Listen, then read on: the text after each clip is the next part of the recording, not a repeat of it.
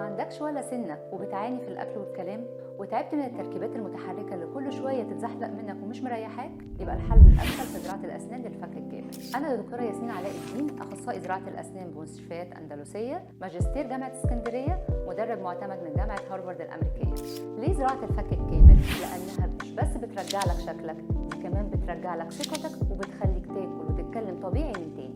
بس هي الزراعة تنفع لكل الناس؟ أيوة، بس كل حالة ليها الخطة العلاجية الخاصة.